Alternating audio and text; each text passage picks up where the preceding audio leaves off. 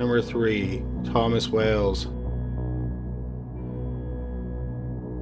Thomas Wales was born in Boston, Massachusetts in June 1952. He attended the Milton Academy, which is a boarding school in Milton, Massachusetts. While he boarded there, his roommate was Joseph Kennedy II, the eldest son of Robert Kennedy. Kennedy would go on to serve as congressman for Massachusetts from 1987 to 1999. When Thomas was 16, he met 16-year-old Elizabeth, who also attended Milton, and they started dating. Thomas went on to Harvard after graduating from Milton. When Thomas was 21, he and Elizabeth got married. After he graduated from Harvard, Thomas attended Hofstra Law School. The same year that Thomas finished law school, Elizabeth gave birth to a son.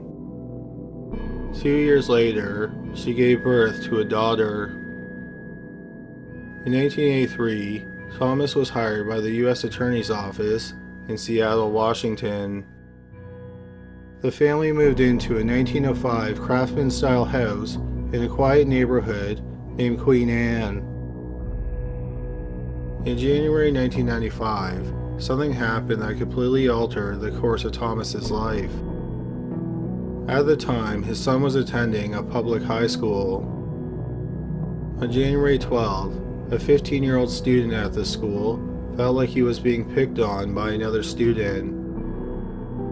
The 15-year-old boy went home and he grabbed a 9mm handgun. He returned to school and he shot 2 students.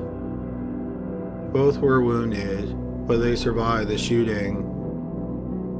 Thomas's son wasn't involved in the shooting, but the fact that a kid could easily get a gun and shoot other students at school deeply disturbed him. Not long after the shooting, Thomas joined Ceasefire, which is a Washington-based gun control advocacy group. He eventually became the president of Ceasefire, and he held the position for over a decade. In the year 2000, Thomas's wife Elizabeth came out as gay, and she wanted to end their 27-year marriage. Elizabeth, who runs her own literary agency, said that it took a while for Thomas to come to terms with everything. Elizabeth said he eventually did, and he was supportive of her. She said that they remained best friends after their separation. By the fall of 2001, Thomas had been with the U.S. Attorney's Office in Seattle for 18 years. He prosecuted white-collar crimes like bank fraud. By all accounts, he was incredibly passionate about prosecuting people who abused their privilege. In his 18-year career, Thomas had not lost a single case. On the evening of October 11, 2001, Thomas was supposed to have dinner with his girlfriend, who owned a court reporting business. But earlier that day, he called and canceled their date, saying he had work to do at home. Shortly before 7 p.m., Thomas left his office and drove home. He was living alone in the house in Queen Anne. Elizabeth had moved out when they separated, and their children were away at university in Europe. At 10:40 p.m., gunshots shattered the quiet of the night. Several calls came into 911, and the callers said that the shots came from Thomas's house. First responders raced to the house, and in the office basement of Thomas's home, they found him bleeding to death. Paramedics worked on him for an hour in the office, and then he was transported to the hospital. But sadly, nothing could be done for him. 49-year-old Thomas Wales was pronounced dead at 1:17 a.m. He had been shot 4 or 5 times in the back. The FBI has not revealed exactly how many times Thomas was shot. The killer took the gun with him, but left the shells behind. The caliber of gun used in the murder was a .380. The killer had gotten into Thomas's backyard, snuck by the security lights, and shot Thomas in the back through a window as he sat at his computer. Since it was 10:40 at night, it was dark outside, and Thomas was writing emails in his office with the lights on.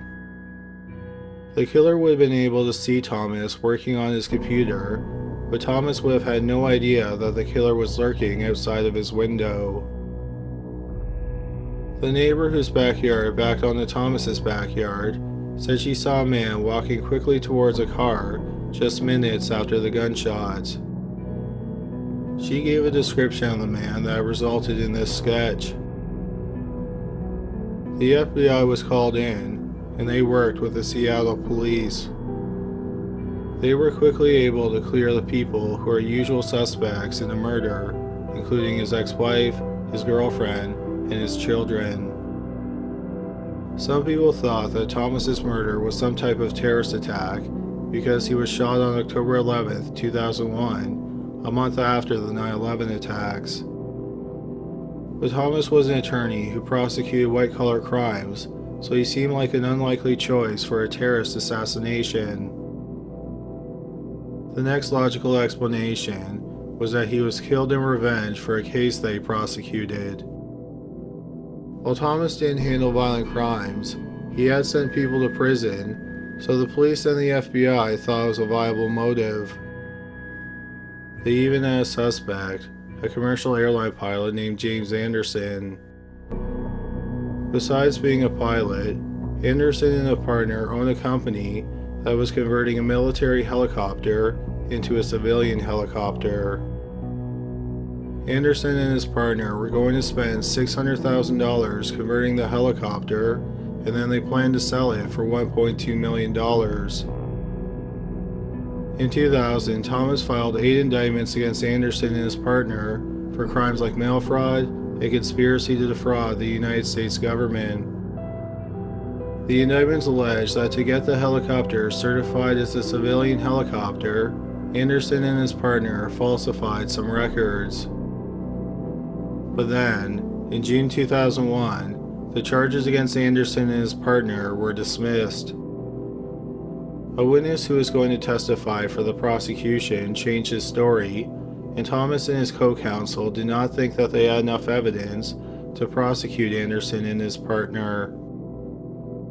Instead, Anderson's company was charged with a minor violation involving bookkeeping. They pleaded guilty, and they paid a $1,000 fine. Even though the charges were dropped, Anderson was supposedly furious about being charged. He ended up suing the United States government because he claimed he spent $128,000 on legal fees and his reputation was ruined. His suit was ultimately dismissed. Something else that got the FBI's attention is that Anderson is an avid gun enthusiast. After the 9/11 attacks, there was some discussion if pilots should be armed with guns. Thomas, who was the president of the gun control advocacy group Ceasefire, spoke out against the idea in a half-hour televised debate. The FBI believes that Anderson became even more furious with Thomas after he spoke out against arming pilots, so he decided to kill Thomas.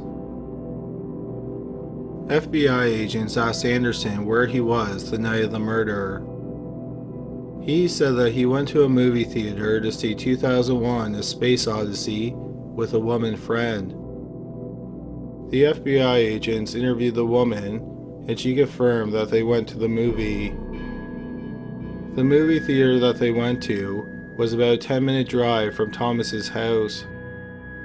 The woman said she left to go to her own home at 9:30 p.m. Anderson said he drove home at 9:30 as well. That was about an hour and 10 minutes before Thomas was shot. Anderson said he was home at 10:30 and he called a friend. Anderson's home was about 12 miles from Thomas's home. If Anderson obeyed the speed limits, it would have taken him about 20 minutes to drive from his house to Thomas's house. Anderson pointed out that since he made the call at 10:30 on his landline at home, he would not have had enough time to get to Thomas's to shoot him at 10:40. However, an FBI agent who worked on the case said that Anderson could have made the drive in 10 minutes. He said it would have been tight, but it wouldn't have been impossible. The FBI has searched Anderson's houses multiple times, and they made him spend 8 hours giving them handwriting samples. But the FBI has not found any incriminating evidence, so Anderson has never been charged. According to an agent who worked on the case, one of the biggest problems facing investigators is that Thomas's murder was a nearly perfect crime. The only physical evidence the killer left behind were the bullets and the shells. No DNA or fingerprints were found, so it's hard to physically link anyone to the crime. Then in January 2006, over 4 years after Thomas's murder, the FBI office in Seattle received a strange letter in the mail. The postmark was January 23, 2006, Las Vegas, Nevada. The FBI address and the return address were both handwritten. The handwriting is sloppy and childlike. The return address is a strip mall in Las Vegas. The FBI noted 3 things about the return address. The first is that the zip code is incorrect. The writer mixed up the last 2 digits. He or she wrote 89120, and it is actually 89102. The second thing they noted is that the address is on the same street as an FBI field office. The field office is 1.8 miles from the address. Finally, there is a name on the return address, and that is Gidget. Gidget is the nickname of 17-year-old Frances Lawrence, a fictional character first introduced in the 1957 novel Gidget, the Little Girl with Big Ideas by Frederick Hohner. The character's nickname, Gidget, is a combination of the words girl and midget. The book was adapted into the 1959 film Gidget. The movie stars Sandra Dee as the titular character, and is widely considered to be the first beach party movie. 7 years after the movie was released, the book was adapted into a TV series that aired for 1 season on ABC, starting in September 1966. Sally Field starred as Gidget. The original novel and the adaptations are coming-of-age stories based in the California surf culture. The FBI is not sure if the name has any significance. In the envelope was a typed letter. The letter was written using short, disjointed sentences that evoke the style of 1950s detective novels. The entire letter has not been released, but the portion that was made public reads, Ray Thomas C. Wales. Okay, so I was broke in between jobs. I got an anonymous call offering X amount of dollars to shoot the guy, so I drove to Seattle to do the job. I did not even know his name. Just got laid off from a job. Nice talking lady. I didn't know her name. She called me, talked to me by my name, and asked if I needed some money. I agreed to pursue the matter. Hell, I was going bankrupt. Go to Seattle. Heck, I lived there once. No big deal. Hang out in this guy's backyard. She even gave me the address. Stop off at a place, pick up her gun, and drop it off at a specified location when you are done. Then you will be directed to where your money is. The wife was out of town. I had no witnesses here. I was curious about who knew me so well. I used cash to pay for all my expenses to avoid an audit trail. No cell phone. I was directed to a place to pick up the gun they wanted me to use and an address. The gun was there. I drove to the address and then parked some distance away, north of downtown. I kind of camped out in the backyard of this house and waited for the guy to settle in at his computer. Once he was there, I took careful aim. I shot 2 or possibly more times and watched him collapse. I absurdly waited a few minutes and then left. I was sure he was dead. Retracing my steps, I dropped off the gun, found my money, and returned to Vegas. I feel bad about it, but I needed the money and there were no witnesses. I really don't know who fronted the money, but the X amount of dollars was there, and I sure needed it. The police checked the envelope for DNA, but it appeared that the envelope was sealed with a sponge and the stamps were self-adhesive. It's also believed that the letter was typed and printed at a copy shop. The letter does not reveal anything about the murder that wasn't already public, but the FBI still thinks it's possible that either the killer or someone involved with the crime wrote the letter. The FBI thinks that the writer wrote the letter and mailed it to possibly throw investigators off course. Or it's possible that he or she is setting up false evidence if the case were ever to go to trial. The person charged with the crime could point to the letter as evidence that they are innocent because a hitman hired by a woman had already taken credit for the murder. The police investigated Anderson's records and they discovered that he had a layover in Las Vegas around the time that the letter was sent. However, just like the murder, the FBI has never physically been able to connect Anderson to the letter. Anderson has adamantly denied being involved in the murder, and he swears he didn't send the letter. He says that the accusations have been devastating to him, both financially and emotionally. In February 2018, the FBI and Deputy Attorney General Rod Rosenstein made an announcement about the case. Friends and family of Thomas Wales were hoping that they were announcing an arrest. Unfortunately, that wasn't the announcement. Instead, they announced that the reward for information leading to an arrest is now over $1.5 million. Not long after the announcement, the Seattle Times published a quote from an FBI official who is close to the case. The official said that the FBI has found strong evidence that a hitman was probably used in the murder. But there have been no arrests since the announcement. The FBI and the Attorney General's office said that prosecuting Thomas Wales' killer remains a top priority. If Thomas Wales was murdered because of his work as a U.S. attorney, he would have a unique distinction. He would be the first federal prosecutor in the history of the United States to be killed in the line of duty. Number 2. Alessia and Livia Schepp. Schepp was born in July 1963 in Toronto, Ontario, Canada. A month before his second birthday, his family moved to Switzerland. He grew up in Switzerland and he became an engineer. At some point, he started dating Irina Lucini, an Italian-born woman who worked as an intellectual property lawyer.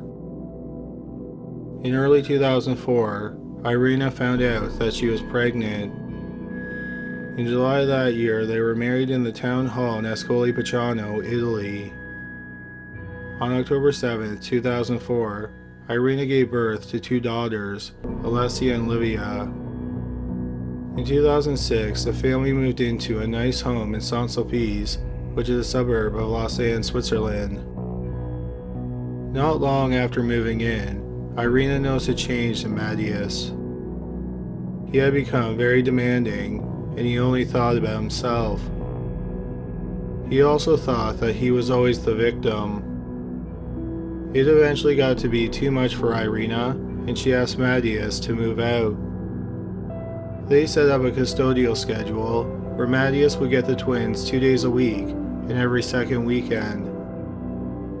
Matthias wasn't happy with the separation. He was hoping that he and Irina could work things out. But Irina made it clear that they would never get back together.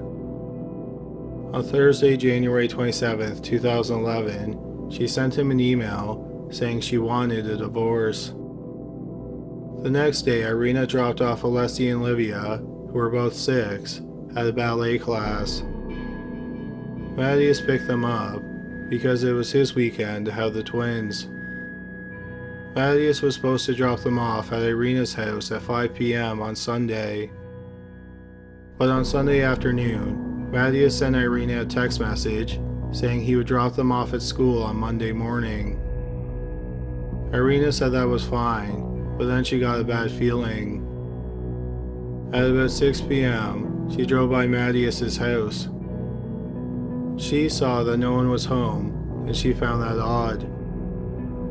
So she went inside, and what she found alarmed her. It was Matthias's will, which was handwritten and placed in a spot where it was easily found. She called Matthias's friends and family, but they didn't know where he or the twins were. She then called the police. Irina said the police were slow to act, and Switzerland didn't have an Amber Alert type system. On Thursday, February 3rd, 4 days after Matthias, Alessia, and Livia vanished, Irina received some shocking news. Matthias was found in Cerignola, which is a town in southeast Italy. He was dead. He had thrown himself in front of a train. The girls were not with him. Around the same time that the news of Matthias's death reached Irina, she received a disturbing postcard written by Matthias and several envelopes with money in them. The postcard was sent from Marseille, France. In the postcard, Matthias sounded despondent. He wrote, "Now is the time to finish it." Matthias also mailed her money in 7 envelopes. It was a total of 5,000 euros, or about $6,800 US. The money was withdrawn from different ATMs in Marseille. Then Irina received a letter that was sent from Bari, Italy, on the day that Matthias killed himself. In the letter, he wrote, "The children rest in peace. They have not suffered." The police investigate what Matthias did in the 4 days that he and the twins were missing. Before he absconded, Matthias did searches on the internet for firearms, poison, and suicide. He also looked up the timetables for ferries. On Sunday night, around the time he should have dropped off the girls at their mother's home, Matthias crossed the Swiss border into France. It's not known if the twins were with him. The last confirmed sighting of Alessia and Livia was Sunday afternoon. They were seen playing in front of their father's house. On Monday, Matthias sent the postcard and he withdrew money in Marseille, France. In total, he withdrew 7,000 euros and he sent 5,000 of the euros to Irina. That night, he bought 3 tickets for the night ferry from Marseille to Propriano, which is on the French island of Corsica. Alessia and Livia's names were on the passenger manifest.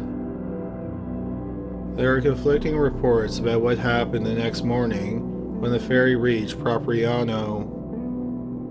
Some witnesses said they saw Matthias with the twins that morning, while other people said he was alone when he got off the ferry.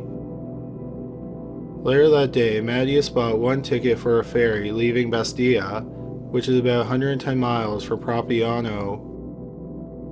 The ferry was heading to Toulon, France. 2 days later, at 10:47 p.m., Matthias threw himself in front of a train outside of Cerignola, Italy. Because of the postcard and the letter, and the fact that Matthias sent Irina money, many people believe that Matthias killed his daughters. The police in Switzerland, France, and Italy have all searched for the bodies of the girls, but no trace of them has ever been found. One theory is that Matthias threw the girls, dead or alive, off the ferry that was heading to Propriano. Since their bodies have never been found, it's never been confirmed that Mattias killed them. Then in 2014, there was an odd twist in the case.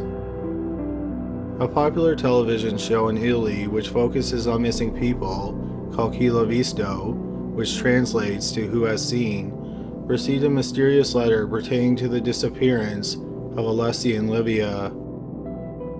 The writer didn't give his or her name, but they said they worked for a printer in Italy.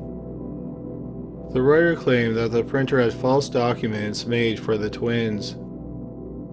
The documents were then used to transport the twins to Canada. The twins were split up, and one was supposedly living in Ottawa, Ontario, and the other twin was living about 80 miles away in Lachute, Quebec. The producers of Chi l'ha visto turned the letter over to the Italian police, but the Italian police did not contact the police in Ottawa. The Ottawa police said without an official complaint, they could not start an investigation. So they have never investigated the claims made in the letter. The reporter from Chi l'ha visto said the show was going to hire a private investigator to look into the claims made in the letter. But if they did follow through and hire a private investigator, and if that private investigator found anything, is unknown. Irina hopes that Alessia and Livia are still alive. She doesn't think that Mattias would have taken out his rage for her on their daughters. After her daughters went missing, Irina stopped living in the home that she shared with Mattias and their daughters, but she couldn't bring herself to sell the house. She has not sought to have her daughters declared dead, and she is not sure if she'll ever be ready to do that. On October 7, 2011, which was the girl's 7th birthday, Irina launched Missing Children Switzerland. It is a foundation that has lobbied to get an Amber Alert type system implemented in Switzerland, and it helps educate the police on parental abductions. If Alessia and Livia are still alive, they would be 14 years old at the time of this video. Number 1. The Axeman of New Orleans. In 1919, 3 Maggio brothers and one of their wives lived in apartments behind a grocery store in New Orleans, Louisiana. Jake and Andrew Maggio lived in one apartment, and 58-year-old Joseph Maggio lived with his 51-year-old wife, Catherine, in the other apartment. They had all immigrated from Italy years earlier. The grocery store that they lived behind was run by Joseph and Catherine. On the night of May 22, 1918, Jake and Andrew went out drinking, and they returned home late. Sometime early in the morning, Jake was awoken by the sound of groaning in the apartment next door. He got Andrew up, and they went to investigate. They found a panel cut out of the door that led to the outside. They entered their brother and sister-in-law's apartment, and they were shocked by what they found. Catherine was dead. She had several deep cuts on her face and her chest, and her throat was slit. Joseph had severe head injuries. He was alive when his brothers found him, but he died before help arrived. In the bathtub, there was a bloody axe. The axe belonged to the deceased couple. In a neighbor's yard, the police found a straight razor. Andrew was a barber, and the razor belonged to him. He brought it home the evening before because he wanted to fix a nick in it. The police also found blood-stained clothes that were worn by the killer. The police believe that after attacking the couple, the killer changed into clean clothes. A doctor performed autopsies on both bodies. He believed that Catherine had gotten out of bed, and she encountered her killer while she was standing. She was slashed 7 times with the razor, but she wasn't struck with the axe. Joseph was hit twice in the head with the axe, and his throat was also cut. The doctor thought that they had been attacked several hours before they were found. About a mile from the crime scene, the detectives found a message written in chalk on the sidewalk. There are different reports to exactly what the message read, but it was something to the effect of, "Mrs. Joseph Maggio will sit up tonight, just like Mrs. Tony." This message reminded the police, the newspapers, and the public of a murder that happened nearly 6 years to the day of the murder of the Maggios. Tony Sambra was a 27-year-old Italian grocer who lived and worked in New Orleans.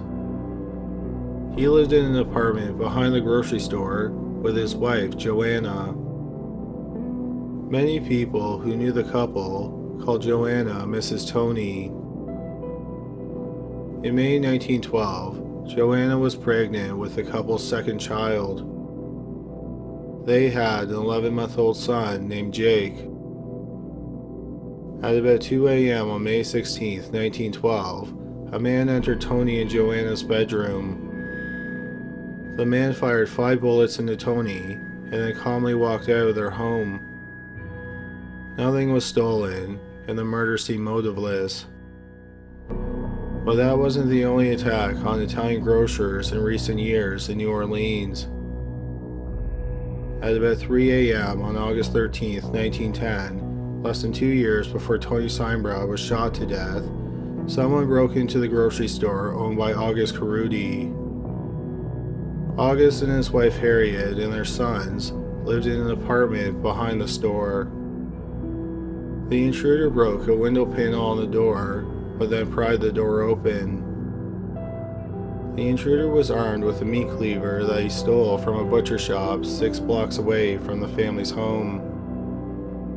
The intruder walked into August and Harriet's bedroom and chopped August twice with a knife.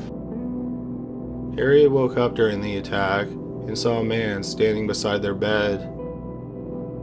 He demanded money, so Harriet gave him some, and then he left the apartment. Once he was outside, he rolled and smoked a cigarette. Then he put on his shoes, and he walked off into the night. August was taken to the hospital, and despite being hit in the head and the chest with the meat cleaver, the wounds weren't too severe, and he survived. Harriet said that the attacker looked like he was in his mid-30s. He was 5'6" with broad shoulders. He had dark hair, a thick nose and thick lips, and he was clean-shaven. His voice was rough and husky. He was wearing black pants, a blue workman's shirt, and a black derby hat. Unfortunately, Harriet's description of the attacker did not lead to an arrest. A month after the attack, on the night of September 19, 1910, 42-year-old Joseph Rosito and his 36-year-old wife, Concetta, who were the children of Italian immigrants, went to bed in their apartment behind the grocery store which they own, in a rough neighborhood in New Orleans. In the early morning hours of September 20th, a man picked up a large butcher knife called a meat axe from a shed that was behind the grocery store. He got into the couple's apartment by climbing through an open window, and he found the couple sleeping in bed. First he started hacking Concetta, and then he attacked Joseph. The attacker then fled into the darkness of the night. Even though he had been hit twice in the face with a meat axe, Joseph was able to get out of bed, and he fired his revolver twice into the air to alert his neighbors. His neighbors were awoken, and they called for help. Both Concetta and Joseph were taken to the hospital, and amazingly, they survived the attack. They were horribly scarred, and Joseph lost vision in one of his eyes. Nearly 9 months later, the police were called to a grocery store that belonged to a newlywed couple named Joe and Mary Davi. Joe, who was 26, and Mary, who was 16, had immigrated from Italy when they were children. On the night of June 26, 1911, Mary, who was pregnant, was tired and she went to bed early. Joe went to bed at around 11 p.m. At 5 o'clock the next morning, a customer came to the store and found it locked. He knocked on the door of the couple's living quarters, and Mary answered the door. She seemed dazed and she had blood on her face. Sensing that something was deeply wrong, the customer got into the living quarters and he went to the couple's bedroom. Joe had suffered a severe head injury and his breathing was labored.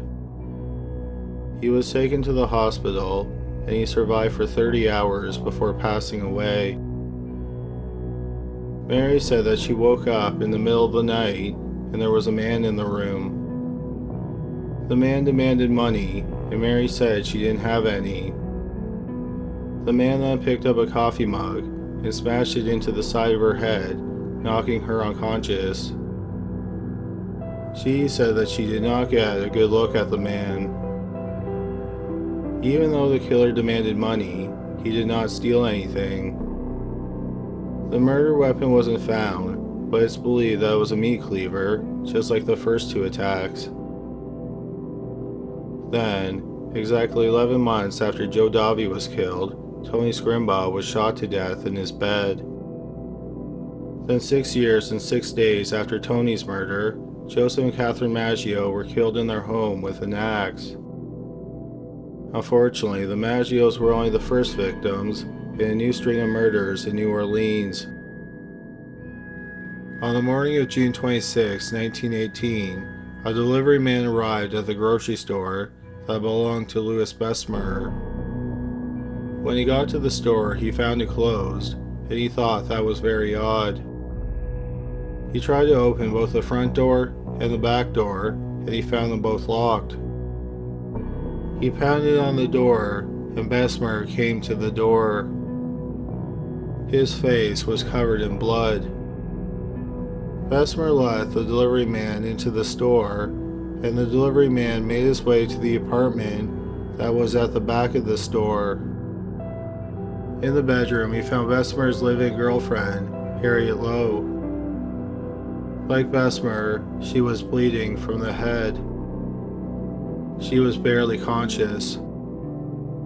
The delivery man found help, and Bessemer and Lowe were transported to the hospital. Close to the bed, the police found a bloody axe handle and a rusty axe head.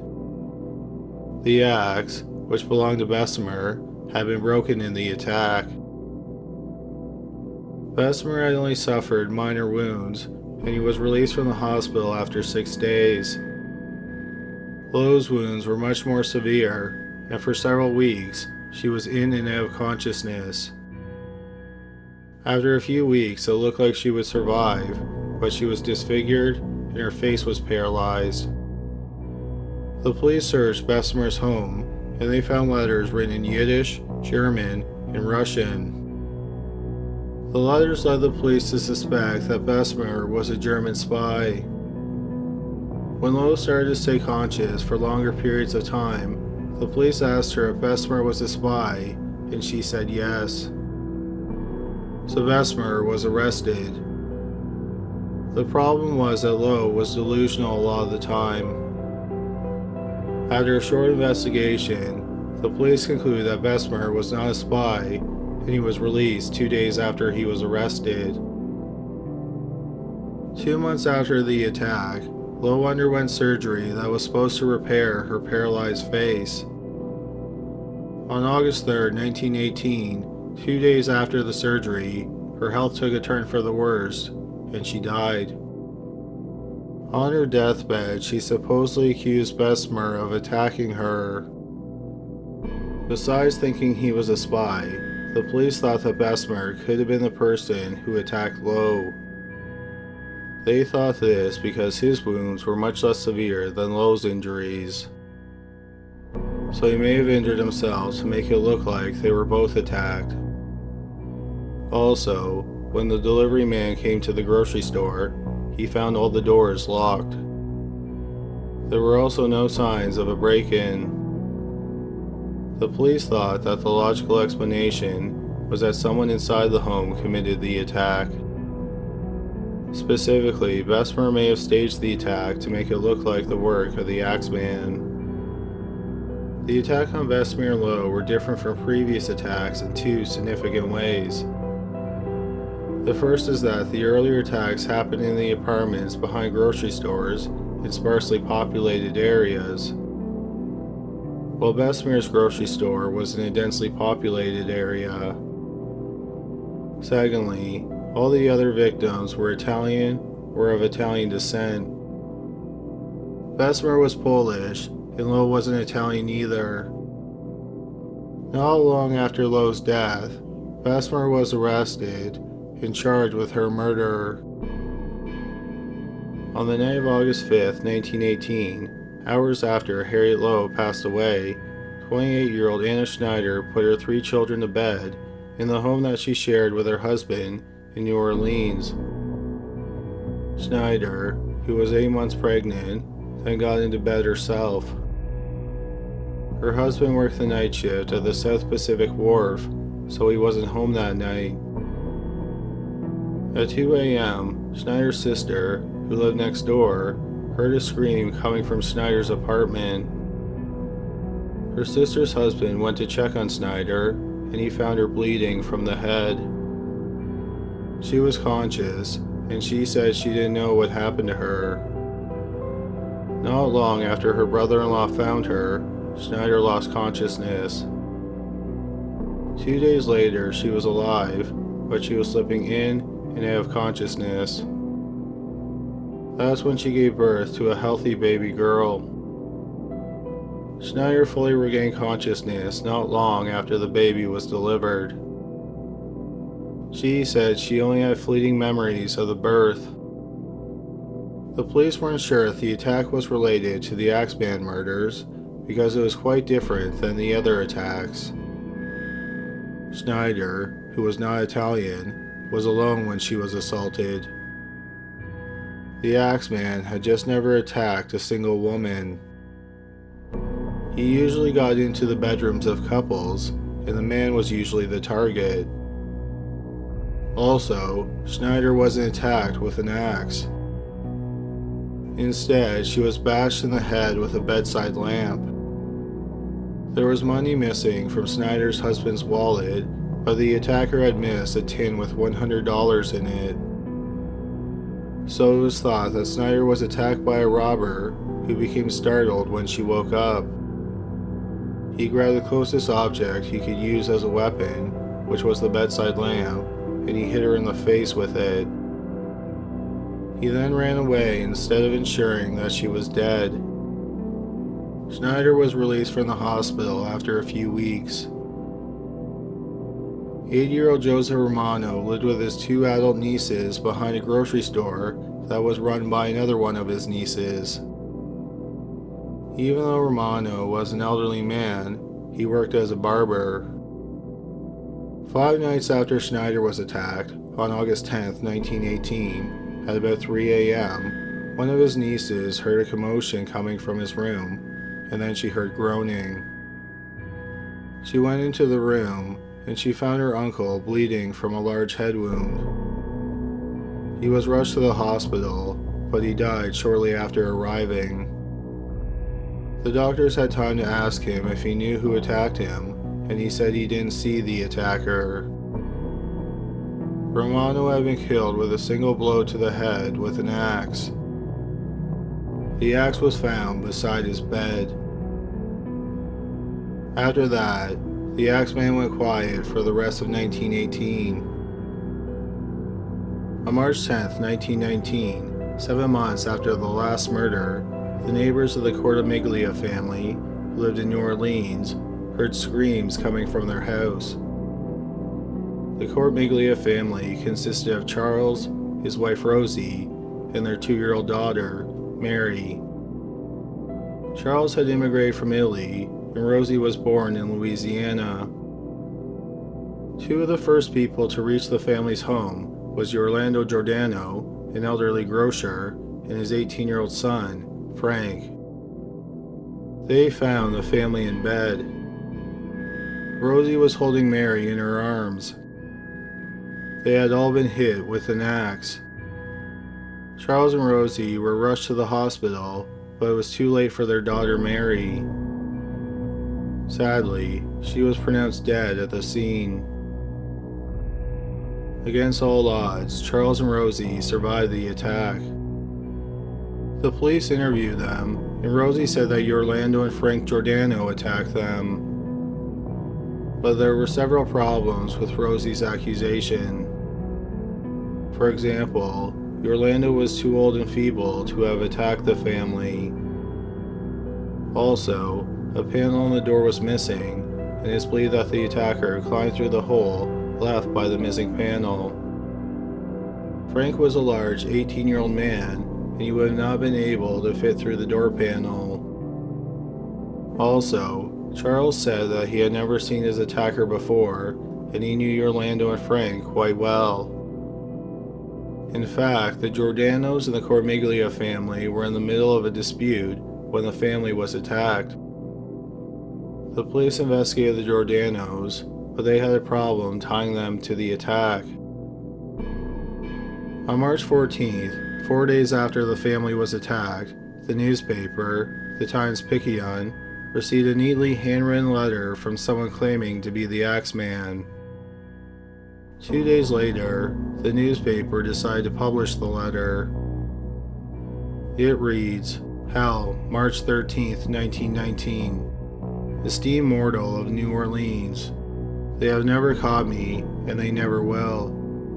They have never seen me, for I am invisible, even as the ether surrounds your earth. I am not a human being, but a spirit and a demon from the hottest hell. I am what you Orleanians and your foolish police call the Axeman. When I see fit, I shall come and claim other victims. I alone know whom they shall be.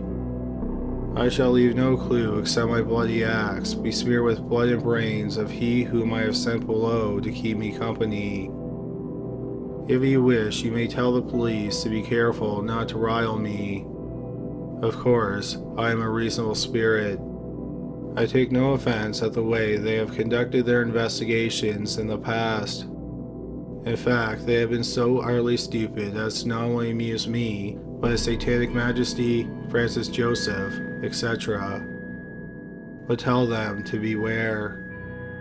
Let them not try to discover what I am, for it were better that they were never born than to incur the wrath of the Axeman. I don't think there is any need for such a warning, for I feel sure the police will always dodge me, as they have in the past. They are wise and know how to keep away from all harm. Undoubtedly, you Orleanians think of me as a most horrible murderer, which I am, but I could be much worse if I wanted to. If I wish, I could pay a visit to your city every night. At will, I could slay thousands of your best citizens, and the worst, for I am in close relationship with the Angel of Death. Now, to be exact, at 12:15 earthly time, on next Tuesday night, I am going to pass over New Orleans. In my infinite mercy, I'm going to make a little proposition to you people. Here it is. I am very fond of jazz music, and I swear by all the devils in the nether regions that every person shall be spared in whose home a jazz band is in full swing at the time I have just mentioned. If everyone has a jazz band going, well, then, so much better for you people. One thing is certain, and that is that some of your people who do not jazz it out on that specific Tuesday night, if there be any, will get the axe. Well, as I am cold and crave the warmth of my native Tartarus, and it is about time I leave your earthly home, I will cease my discourse. Hoping that thou wilt publish this, that it may go well with thee, I have been, am, and will be the worst spirit that ever existed, either in fact or realm of fantasy. And then the letter was signed off, the Axeman. Some people were terrified by the letter, and parties were thrown on the night indicated in the letter to keep the Axeman away. Other people did not think that the letter was from the Axeman. They thought the Axeman was a working-class man, and the writing in the letter was too sophisticated for a working-class man. Instead, they thought the letter was probably written by a local musician and businessman. After the letter was published, he debuted a new song called "The Mysterious Axeman's Jazz, Don't Scare Me, Papa." Whether the letter was really from the Axeman or not, there were no axe murders on the Tuesday night indicated in the letter.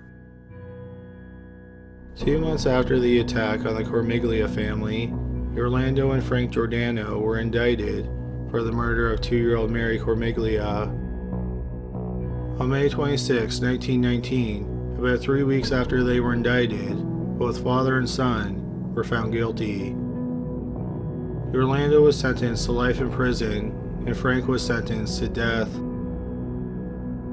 Meanwhile, Louis Bessemer continued to sit in prison while he awaited trial for the murder of his mistress, Harriet Lowe. In June 1919, 9 months after Harriet died, Bessemer went to trial. He was ultimately acquitted of all charges. At 3:30 on the morning of August 3, 1919, 19-year-old Sarah Lawman awoke to find a man standing over her bed.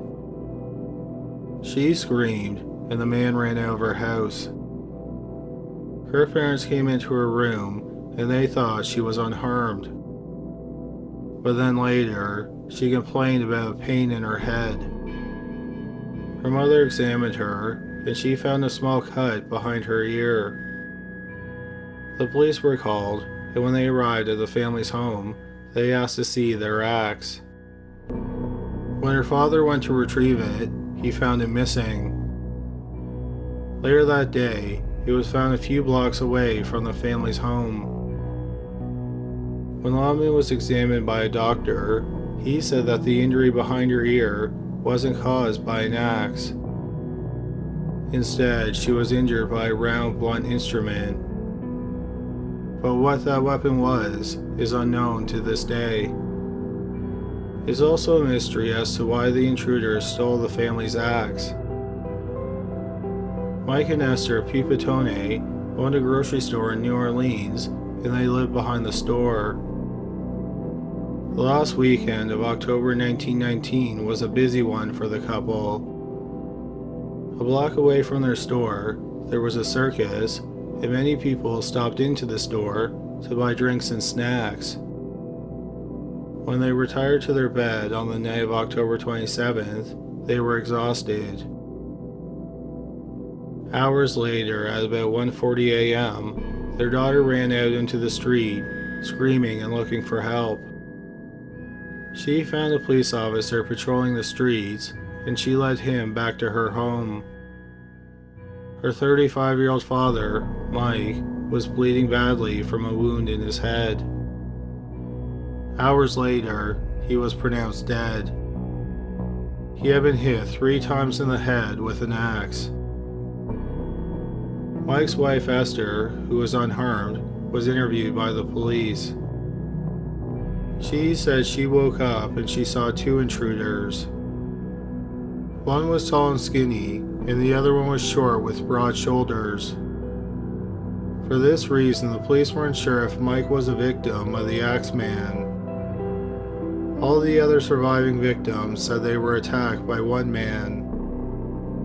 There was also a possible motive for Mike's murder, unlike the other murders, which just seemed random or possibly racially motivated.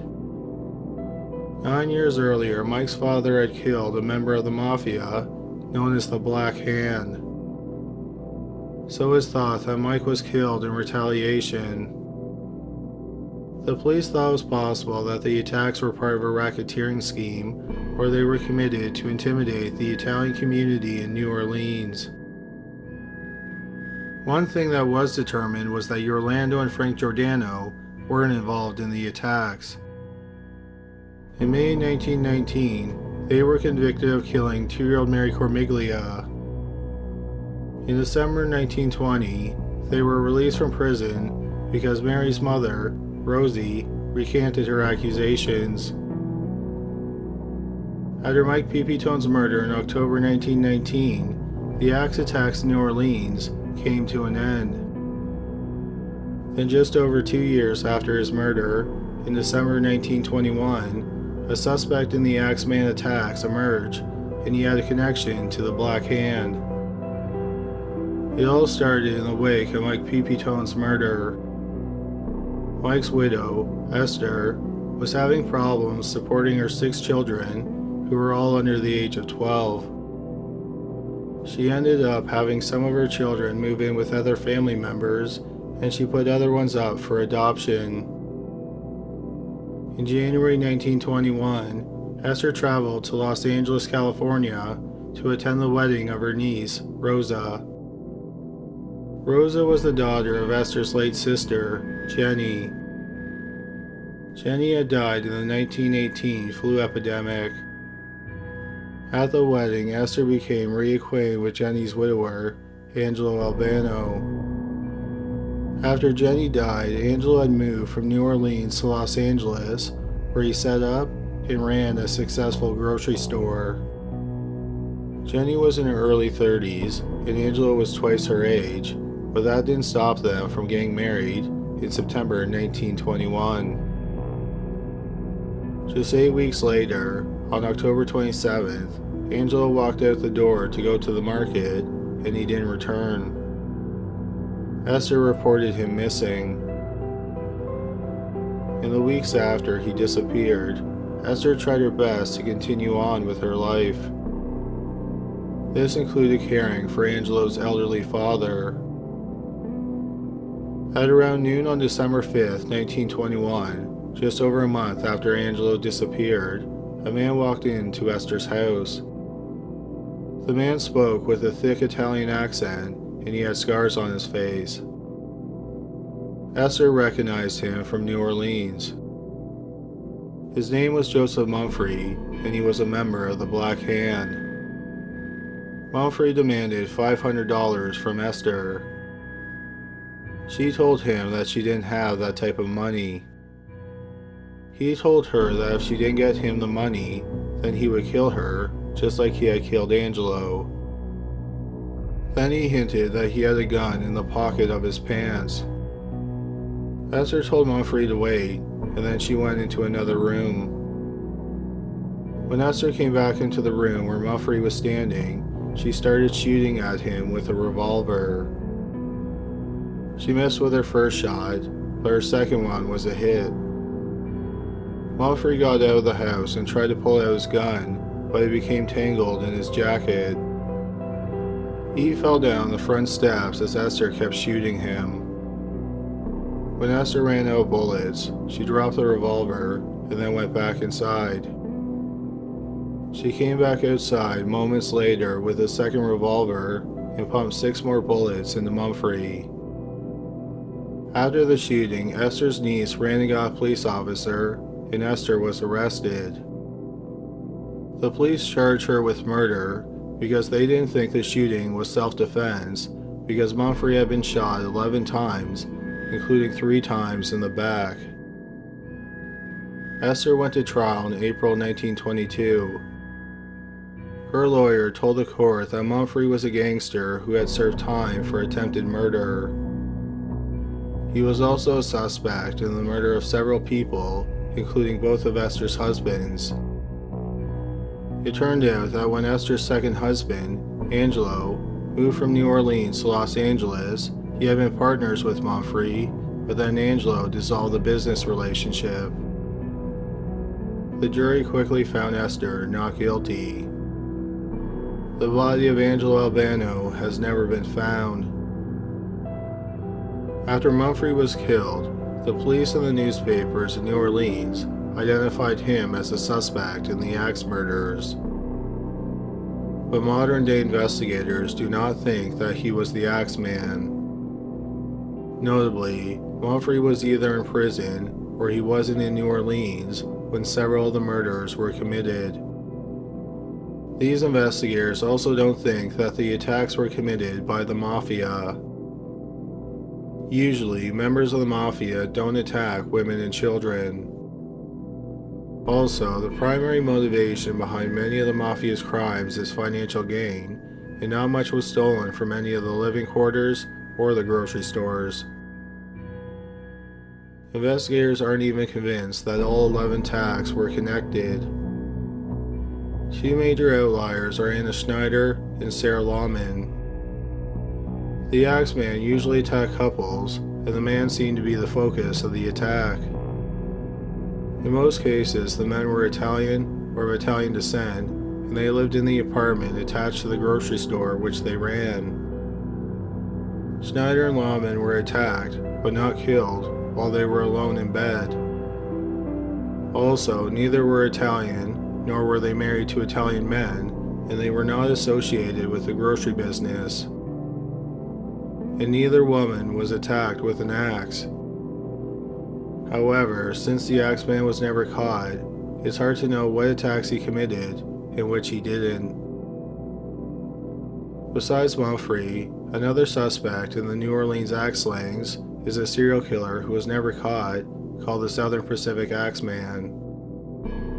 The Southern Pacific Axeman is suspected of killing around 52 people in Louisiana, Texas, and Mississippi between November 1909 and November 1912. Just like the Axeman of New Orleans, the Southern Pacific Axeman attacked people in the middle of the night while they were sleeping in bed. Nearly all the murders happened along the Southern Pacific Railway. New Orleans is also a stop on the railway. Also, the timelines don't conflict with each other.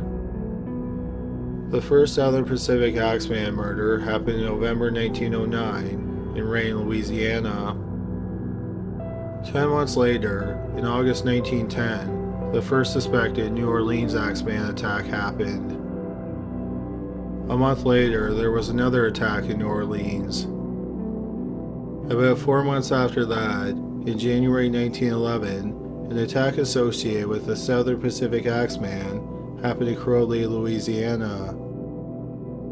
This was followed by another Southern Pacific Axeman attack in February 1911 in Lafayette, Louisiana. A month after that, the Southern Pacific Axeman struck again.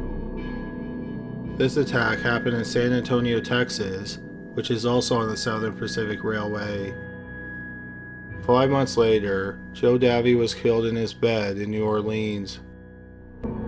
In November 1911, another family in Lafayette was attacked with an axe.